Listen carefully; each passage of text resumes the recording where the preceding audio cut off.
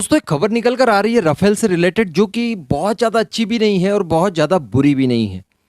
Actually आपको याद होगा कि जब लास्ट मैंने राफेल को लेकर एक वीडियो कवर किया था, जिसमें मैंने आपको बताया था कि 3 और राफेल भारत पहुंच चुके हैं और इसी के साथ भारत में पहुंचने वाले राफेल की कुल संख्या हो चुकी है 29। उसके बाद मैंने आपको कहा था कि जो फ्रांस के डिप्लोमेट है भारत में, एमेनुअल लेनिन, इन्होंने एक आश्वासन दिया है भारत को और ये कहा है कि हम लोग जितना हो सकेगा उतना जल्दी भारत को बचे हुए रफाल फाइटर्स डिलीवर्ड कर देंगे। यानी इसके बाद जो 7 रफाल्स और बचेंगे वो हम जितना हो सकेगा उतना जल्दी डिलीवर्ड कर देंगे। और जो आखिरी का रफाल होगा, जो सबसे ज्यादा इनहेंस पावर के साथ आएगा, भारतीय स्पेसिफिकेशन के साथ आएगा, उसे भी कोशिश की जाएगी कि अगले साल के जनवरी मंथ में हर हाल में डिलीवर्ड कर दिया जाएगा, यानी जनवरी 2022 में। इसका मतलब ये था कि हम लोग जनवरी 2022 में ही अगली और डील को साइन कर सकते थे। हमारे पास पूरा मौका था, एटलीस्ट नेगोशिएशन कर सकते थे, दूसरे संबंध में बात कर सकते थे। लेकिन अभी फिर से एक बयान आया है, एमेनुअल लेनिन का ही आया है। उन्होंने ये कहा है कि कोविड पेंडेमिक की वजह से डसॉल्ट में काम काफी धीरे हो गया था, कुछ समय तक तो काम पूरी तरह से बंद ही रहा था,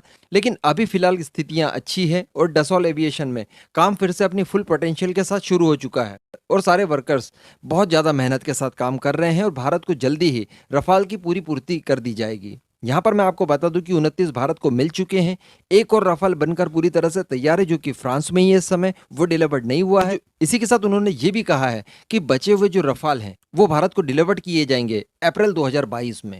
यानी जनवरी तक का ही वेट हमें करना था और जनवरी में भी केवल एक ही फाइटर जेट के लिए वेट करना था। उसके पहले ही बाकी के 35 राफेल भारत को मिल जाने चाहिए थे।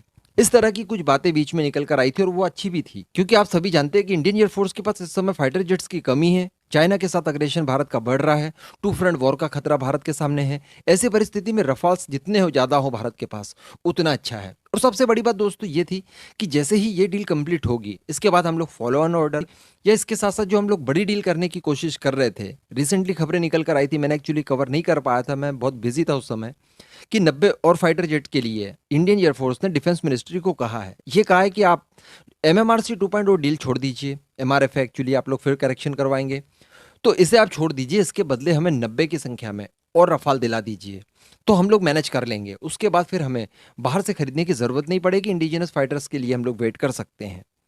तो ऐसी परिस्थिति में ये डील भी फिर कहीं ना कहीं लेट होगी। यानी अब आप ये कह सकते हैं कि अगली अगर रफाल की डील होगी तो वो अप्रैल में शुरू होगी, फिर वो कब पूरी होगी कब खत्म होगी आप समझ ही सकते हैं। तो यहाँ पर थोड़ा सा मैं डिसअपॉइंट हुआ हूँ। वैसे फिर भी मैं आपको बता दूं कि यहाँ पर फ्रांस की जगह कोई दूसरा देश होता, अगर मान लीजिए रशिया होता, तो फिर आप समझ लीजिए 2023 एंड तक ही मिल पाते।